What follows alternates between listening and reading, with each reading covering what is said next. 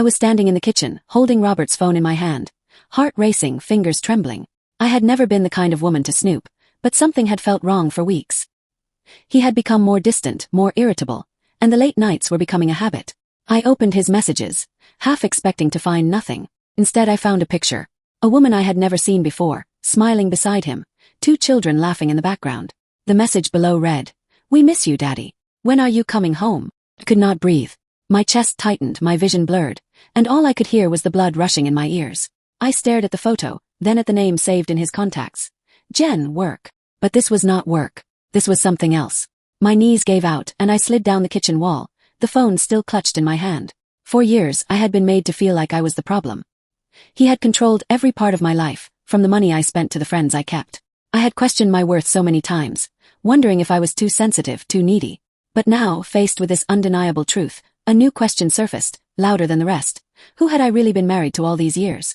Before Robert, my life was simple, maybe even a little boring. But it was mine. I grew up in a small town where everyone knew each other, where you waved to your neighbors and remembered birthdays without needing a reminder on your phone. My parents were kind but distant. They provided what I needed, food, shelter, rules, but emotional closeness was never their strong suit. I learned early on that if I wanted to feel seen or heard, I had to be useful. So, I became the responsible one. The fixer. The one who made things easier for everyone else. In school, I was the quiet kid who always turned in homework on time. I was never the loudest, never the most popular, but I was reliable. I went to college on a modest scholarship, studied literature, and dreamed of writing something that would matter to someone, somewhere. I love stories. Real ones, messy ones, the kind that made you feel less alone. That was what I wanted, more than anything, connection. I longed for someone to understand me without explanation. To choose me not because I made their life easier, but because they truly saw me. After college, I moved to the city with a suitcase and a hopeful heart. I worked long hours at a publishing internship that paid almost nothing, sharing an apartment the size of a closet with 2 other girls who barely spoke to me. I was broke, tired, and often lonely, but still, I believed that something better was around the corner. I held on to that belief like a lifeline.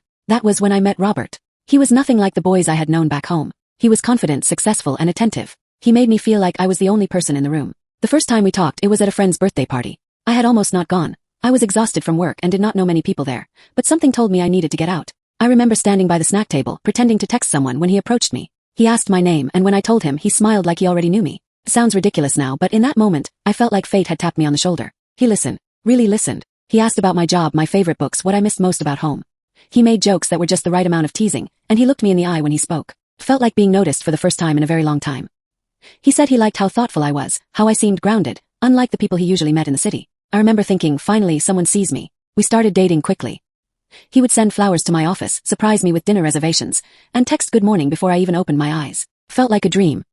He was older by a few years, already established in his career, and it made me feel safe. I had spent so much of my life taking care of other people, carrying the emotional load in every relationship I had ever been in. But Robert, he seemed like the kind of man who wanted to take care of me. In those early days, I ignored the small things. Like how he never asked about my friends or invited me to meet his. Or how he made jokes about my job, calling it cute, when I talked about the manuscript I was proofreading. He would say things like, "One day you will have a real career, and we will laugh about this phase." I would laugh too, even though something about his words made me shrink inside. I told myself he meant well, that he just wanted more from me. And maybe, deep down, I believed that if I was good enough, if I proved myself, he would take me seriously. My friends noticed the change first. I started canceling plans, making excuses. Robert did not like when I went out late. He said it was dangerous, that he worried about me. He wanted me home, safe with him. First, it felt like love. Who does not want to be missed, to be wanted? But soon I stopped going out altogether. He said he did not like the way some of my friends looked at me, that they did not respect our relationship. He never yelled, never demanded. He just made it clear that I had to choose. So I did. Looking back, I can see how easily it all happened. How naturally I slipped into the role of someone smaller, quieter, more accommodating. I wanted to keep the peace. I wanted to be loved. I had always believed that love required sacrifice. That to be chosen, you had to be worth choosing. So I gave, and gave, and gave. Until there was hardly anything left of the girl who had moved to the city with stories in her heart and a spark in her chest. Robert was never cruel, not at first. He was charming, attentive, and generous when things were going his way. But whenever I pushed back, even a little, he would turn cold, distant, as if my resistance was a personal betrayal. He had a way of making me feel like I was being unreasonable, like I was the one causing tension. "You are so sensitive," he would say when I got upset. Or, "Why are you always looking for a fight?" Eventually, I stopped bringing things up altogether. I learned that silence was safer than honesty. Over time, my world shrank. I left my internship and took a job he found for me.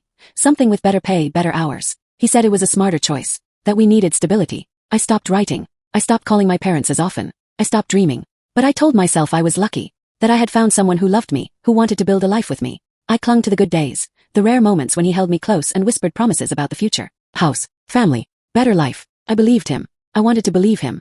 Because the alternative, The idea that I had given up so much for someone who did not truly value me was too painful to face, so I buried it. I convinced myself that every relationship had challenges, that I just needed to be more patient, more understanding. I reminded myself of the way he had looked at me that first night, the way he had made me feel seen. I wanted that feeling back more than anything, and so I stayed. At the beginning, being with Robert felt like stepping into a different world, one that moved faster, shined brighter, and made me feel like I had finally arrived at the life I had always dreamed about. He knew all the best places in the city, charming restaurants tucked away on quiet streets, rooftop bars with skyline views, galleries and wine tastings where everyone seemed to know his name. Being with him felt like magic. He made me feel like I mattered, like I was someone worth showing off. He held my hand in public, introduced me to his colleagues as his beautiful girl, and made everything seem effortless. In those early months, he was all in. He would text me constantly throughout the day, asking what I had eaten, how work was going, when I would be home. At first, it felt flattering, like he was deeply invested. When I said I was too tired to cook, he sent over takeout from my favorite place. When I had a rough day at work, he ran me a bath and poured me a glass of wine. I thought I had found someone who actually cared, who listened, who showed up. I remember lying beside him at night, thinking, so this is what love is supposed to feel like. We moved in together only 6 months after meeting. He said it just made sense, we were always together anyway, and it would save money. I was nervous but excited. I had never lived with a partner before, and it felt like a step forward. He handled most of the moving logistics. I brought only a few boxes from my old apartment, while he had everything set up already. Furniture, kitchenware, artwork. It felt more like I was moving into his space than building a home together, but I brushed off the unease. He was just organized, I told myself. Efficient. Once we were living together, things began to shift, but slowly. He suggested that I put my money into a joint account, saying it would make life easier and more transparent. I hesitated, but he reassured me. It is not like I am taking your money, he said with a laugh. We are a team now. He made it sound logical, even romantic, and I wanted to be a good partner. So I agreed. He took over paying the bills and managing our budget, and before long I stopped checking the account altogether. He always said he had it under control. He started making little comments, nothing overt, just passing remarks that seemed harmless on the surface. When I tried a new recipe and it did not turn out well, he smiled and said, well, not everyone can be good at everything. When I spent too much time getting ready, he would joke, you know, natural beauty does not need all that help. And when I talked about my dreams of writing again, he said, that is cute, babe. But do not quit your day job. I laughed because what else was I supposed to do? If I looked upset, he would act confused, say he was only teasing, that I was being too sensitive. The thing was, he could be so generous. He would buy me clothes, take me out, surprise me with weekend getaways. He said he loved spoiling me. I told myself that the jokes did not mean anything, that he had a stressful job and I should not take things personally, that I was lucky to be with someone who provided so much. Then came the comments about my friends. He said they were immature, that they were a bad influence. When I wanted to meet up with them, he would sigh and ask if I really needed to go. Why would you want to spend time with people who do not support us? He would ask. And it was always framed that way, as if questioning them meant being loyal to him. Over time I saw my friends less and less. They started calling less, texting less, until eventually the silence became normal. I told myself it was just part of growing up, of being in a serious relationship. It was not just my friends. My family lived out of state, and I had never been especially close to them, but Robert still found ways to make even those relationships feel strained. When my mother called, he would roll his eyes. When I said I was thinking of visiting home for the holidays, he would remind me how expensive flights were, how stressful travel could be. Why not spend the time with someone who actually wants you here? He would say, pulling me into a hug. And again it sounded like care, like love. The isolation was not sudden. It was not loud. It was slow and quiet, like a tide pulling away from the shore. One day I looked up, and the people who had once been my anchors were no longer there. And I told myself it was fine because I had Robert, had love. There were moments that did not feel like love though. Nights when he came home and barely spoke to me. Mornings when he criticized what I wore, how I did my hair, how much I ate. He never shouted, but his words carried weight, like stones dropped in water. I started second-guessing everything. What I said, how I said it, what I did and who I saw. I wanted to be the version of me he had fallen for. I wanted to make him happy. Sometimes I would try to bring things up, gently. I would say I felt hurt or confused, and he would stare at me like I was speaking another language. You always find something to complain about, he would say. Or worse, maybe if you were not so emotional, things would be easier between us. And just like that, the conversation would end before it began. I would be left feeling small and foolish, like I had imagined everything. I began to apologize more. For being tired. For being late. For needing anything at all. I started working harder at being perfect, hoping that if I was easy to love, things would get better. I stopped sharing my opinions when they differed from his. I learned how to read his mood from the way he closed the door or placed his keys on the counter. I adapted. I adjusted. And I told myself this was what real relationships looked like. Compromise, sacrifice, effort. But deep down I knew something was wrong. I could feel it in the way my stomach clenched every time he sighed, in the way I flinched when he raised his voice, even if it was not directed at me. I felt it in the way I had stopped recognizing myself in the mirror, how my laughter had grown quieter, how my dreams had dimmed. Still I stayed, because leaving felt too big, too final. Because I had already given so much. Because part of me still believed that maybe, just maybe, he would change. That the man I had fallen for, the one who made me feel seen and special and loved, was still in there somewhere. That if I could just hold on a little longer, things would go back to how they used to be. And that hope, however fragile, was enough to keep me going. For a while. It began slowly, like a song that shifts keys without warning. Familiar but suddenly off. The man who once brought home flowers began coming home later and later, without explanations. First he blamed work. He said there were deadlines, meetings, projects he had to finish. I wanted to believe him. I needed to believe him. But the excuses became sloppy. One night he said he was working late at the office, yet he came home without his laptop. Another time he said he had gone out for drinks with a client, but I found a receipt in his jacket pocket from a restaurant I had never heard of. 2 entrees, wine, dessert. Not exactly a quick business meeting. The yelling started when I began asking questions. Nothing dramatic, not at first. He would raise his voice, then quickly bring it back down, as if realizing he had gone too far. But it kept happening. His patience, once endless, had thinned into something sharp and ready to snap. I would ask if he had time to talk about our bills or about something strange on the credit card statement, and he would cut me off with a wave of his hand, saying he had everything under control.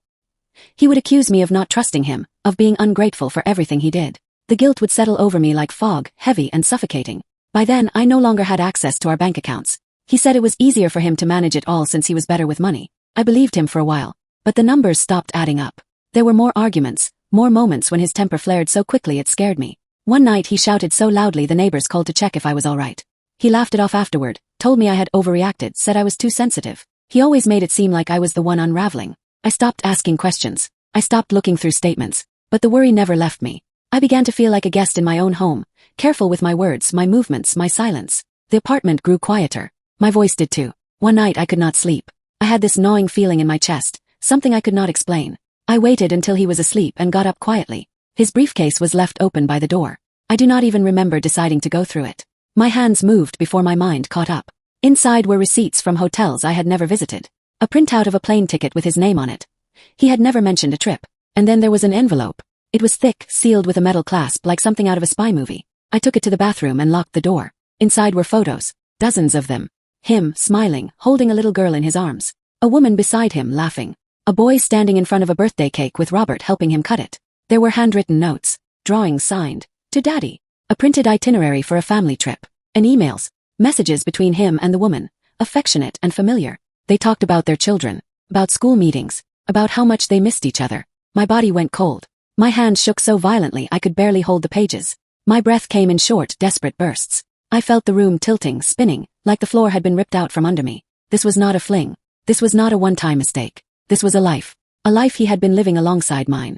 I do not know how long I sat there. At some point, I slid down to the floor, the photos scattered around me like shattered glass. I remember staring at the tile beneath my feet, wondering how I had missed it all, how I had let it get this far, how I had built a world around a man I did not truly know. I confronted him the next morning. Could not wait. I sat on the edge of the bed, clutching the photos, waiting for him to wake up. When he opened his eyes and saw them in my lap, his face drained of color. He sat up slowly, like a man preparing for a verdict. I asked him if it was true, if that was his family. He said nothing for a long time. Then, without emotion, he nodded. He said he had met her before he met me, that it had started as something casual, but then she got pregnant, and he felt obligated to stay involved. He said he never loved her the way he loved me, that he had wanted to tell me but did not know how, that it was complicated. I remember thinking how calm he looked, how rehearsed his words sounded, as if this was not a confession but a negotiation, as if he thought he could explain it all away. He did not cry. He did not beg. He just justified. I asked about the money, about the lies, about the gambling, the late nights, the secrets. He said things had gotten out of hand, that the gambling was just a way to blow off steam, that he had debts but he was handling it, that I had never needed to worry because he always took care of things. I looked at him and for the first time I truly saw him. Not the charming man I had fallen in love with, not the partner I had hoped to build a life with, but someone who had manipulated, lied, and gaslit me for years. Someone who had built his entire life on deception. Packed a bag that day. He followed me around the apartment, alternating between anger and desperation. One moment he was yelling, saying I was throwing everything away, that I would regret this. The next, he was pleading, saying he needed me, that he could not do this without me. But I was done listening. As I stood by the door, bag in hand, he grabbed my wrist. Not hard, but firm enough that I had to look him in the eye. He said, "You think you will make it without me? You cannot even handle a checking account." I pulled my hand away, and I walked out. The weight of it did not hit me until I was outside, standing on the sidewalk, the cold morning air stinging my face. I stood there, staring at the traffic, people rushing past, the world still moving like nothing had changed. But everything had. I was free. But I was also broken, torn between relief and grief. I had spent years trying to make that relationship work, trying to be enough. And now I was left with nothing but the truth. And the question of who I was, now that the lie was over.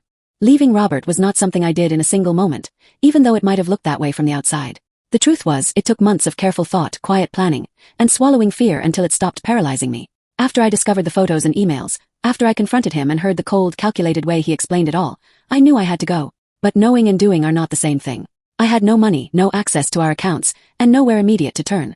I had spent years isolated from my friends and disconnected from my family. I was alone, but I was determined. The first thing I did was find a part-time remote job.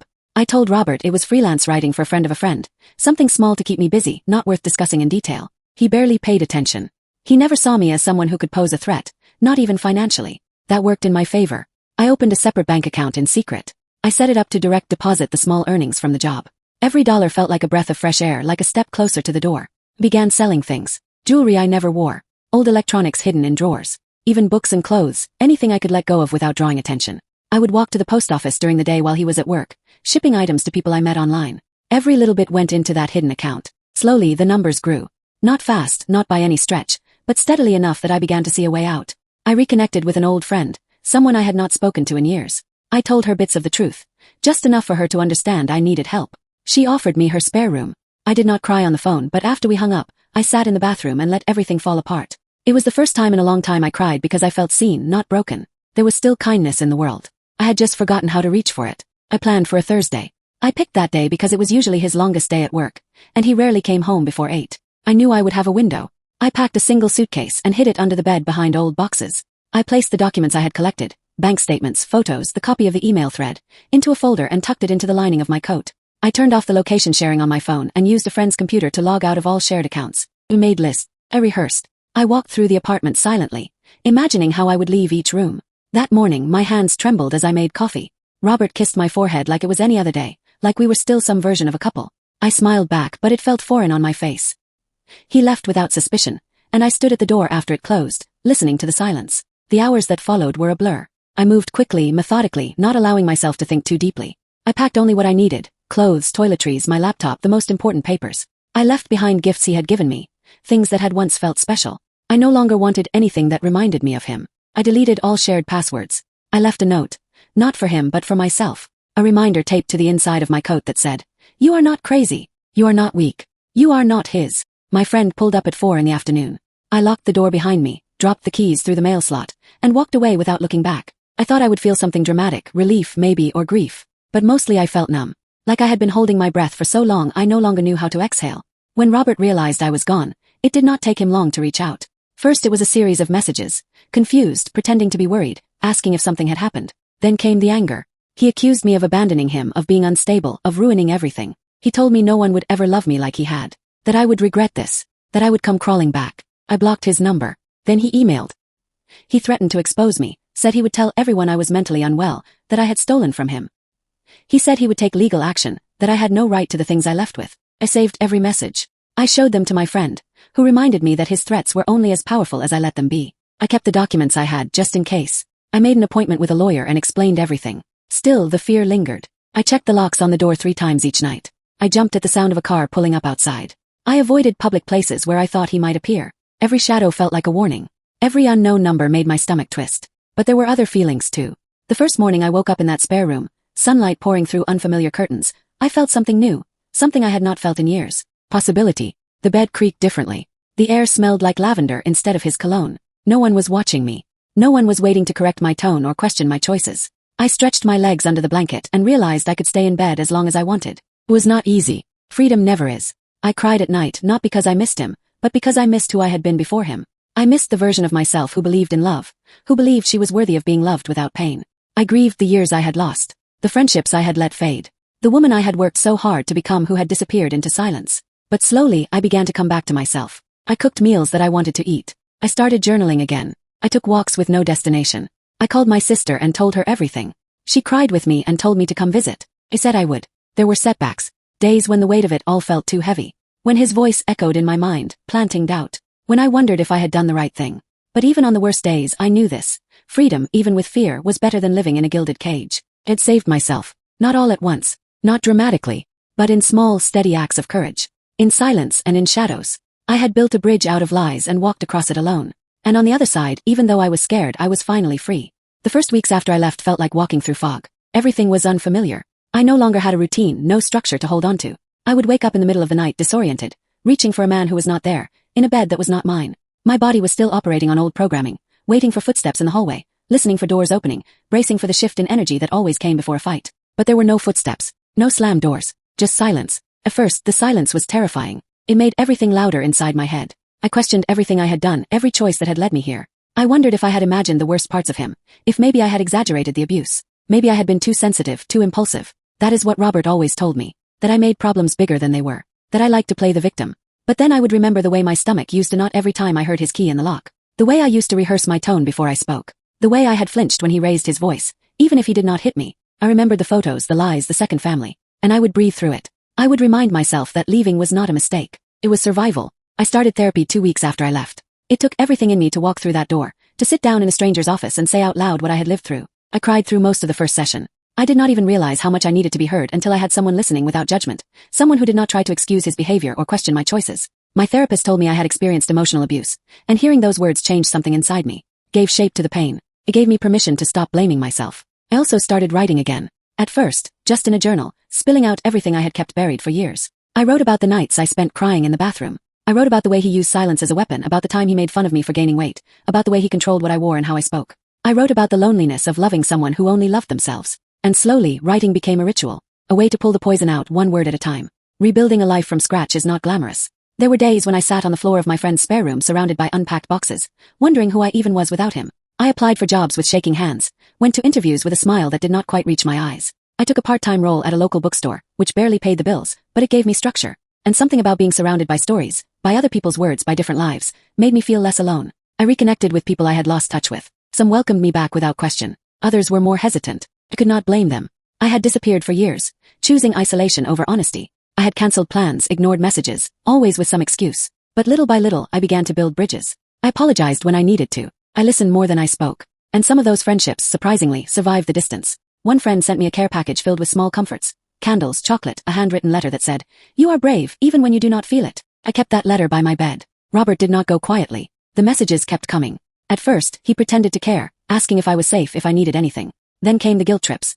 He said he could not sleep, that he had lost weight, that he missed me more than he could explain. He said I had misunderstood everything, that the woman and the children were just part of his past, and I had overreacted. Then the anger started. He accused me of being cold, of abandoning our life, of betraying him. He said I would never find someone who loved me the way he did, that no one else would understand me like he did. I changed my number.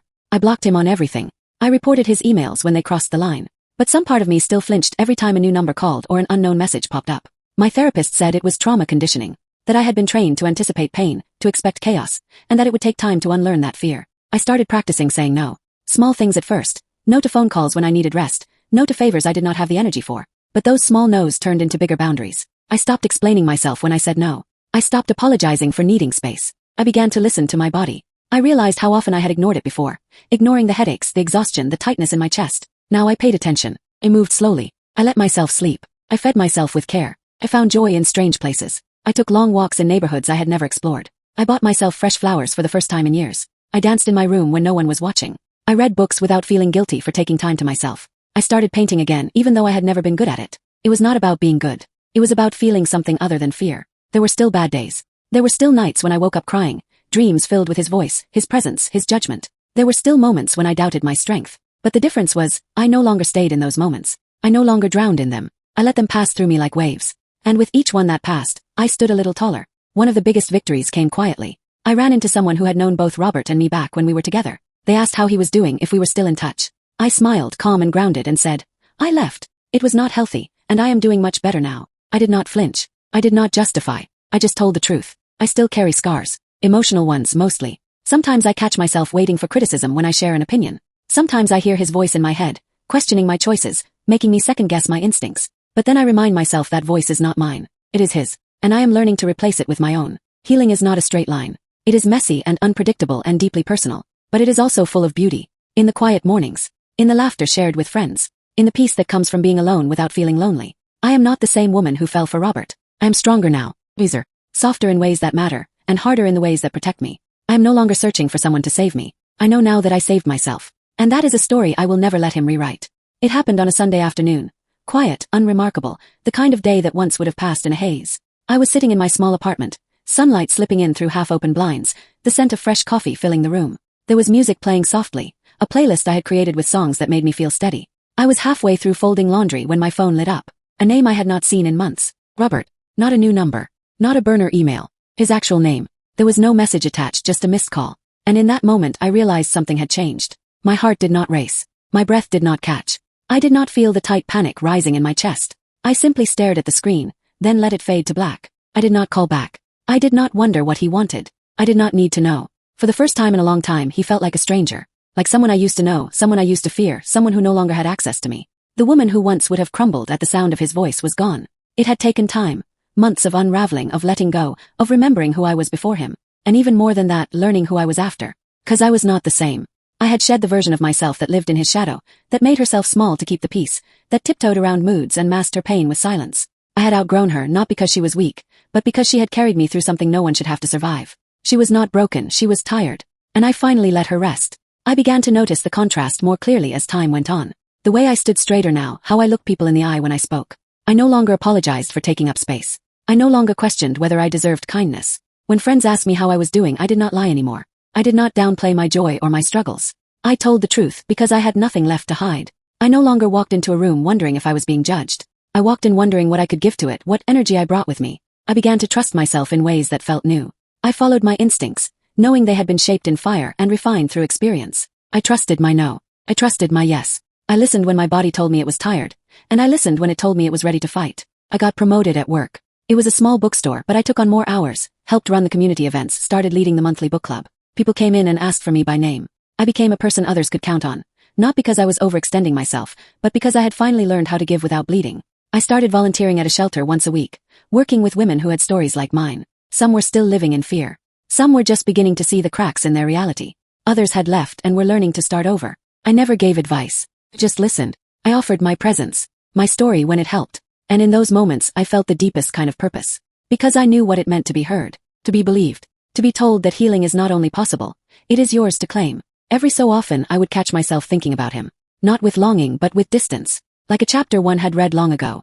I remembered his voice, but it did not hurt to hear it in my mind. I remembered the way he laughed when he was charming, the way he could switch moods like a light. And I remembered that none of it had anything to do with me. His cruelty was not my fault. His choices were not my burden to carry.